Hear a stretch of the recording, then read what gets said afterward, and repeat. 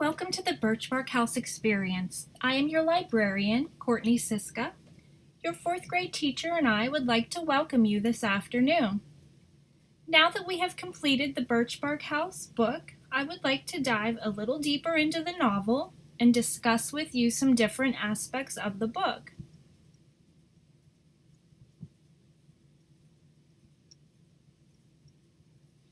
Fourth grade elementary students will engage in interactive lesson in which they learn about aspects of Louise Erdrich's The Birchbark House and Ojibwa culture. The purpose today is to further explore literature and the American Indian culture surrounding the novel. And our goal is to understand and discuss aspects of the novel after the fourth grade class has finished reading it together. Our objectives today are to define and identify vocabulary words from the book while we play Birchbark Bingo. 2, we will identify the setting of the book and locate it on map. And 3, produce artwork based on the 4 seasons described in the book. And now I'd like to begin with a warm-up, and we're going to do a quick write with a partner. I'd like you to partner up and answer the following questions. How did you feel while reading the book, and why did you feel that way? What do you want to learn or know about the book today? And once you are done, we will go over the questions. Now that we are done with our warm-up quick write exercises, let's turn to today's lesson. The Birchbark House setting. The book begins in the summer of 1847 on an island in Lake Superior near Minnesota. This was the land of the Ojibwa people in the late 1800s.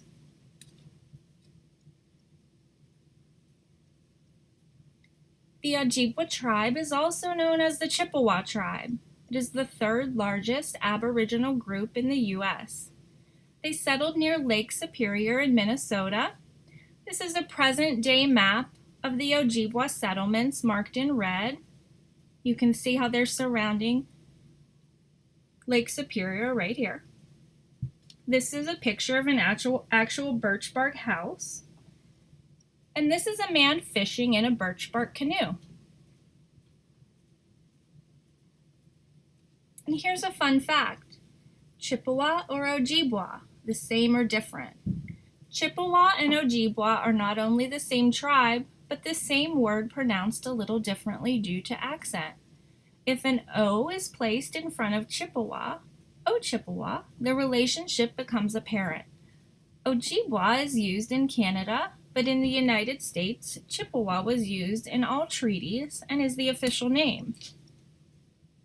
The Smithsonian National Museum of the American Indians has created an app that you can play on your iPad or your phone.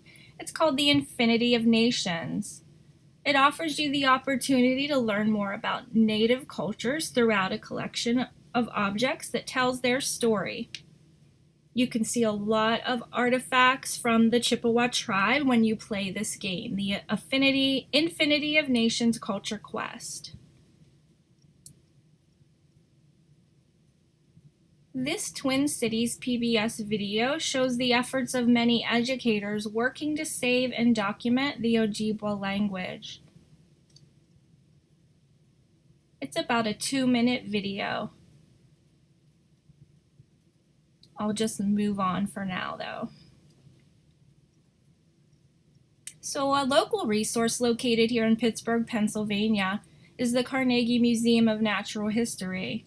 They have an Alcoa Foundation Hall of American Indians with a lot of great artwork and even clothing that the American Indians have worn.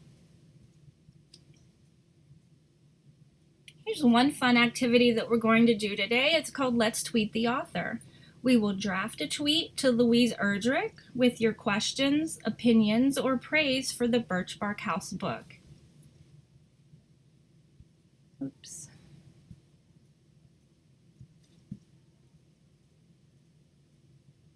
Louise Erdrich actually owns a bookstore located in Minneapolis, Minnesota.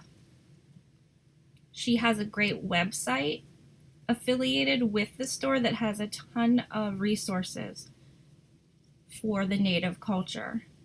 She is actually part Ojibwa. We're going to play our Birchbark vocabulary bingo game. We'll each get a card, and it has our vocabulary words with the definition, and you'll each be given a pile of gummy bears to use as bingo chips. You can fill up the card, and once you do, in order to win, you'll have to use 3 words in sentences before you can get your little prize. So for take-home work, which is our activities for practice, we're going to create artwork based on the 4 seasons that occur throughout the book. You will create all the seasons using a medium of your choice. You can paint, you can color, you can draw. You will depict Omachayas performing an action relevant to that season in each image. And for next week for follow-up, we will meet and discuss your artwork, and you will present it to the class. When we're done here today, I have an exit slip for you to fill out for me.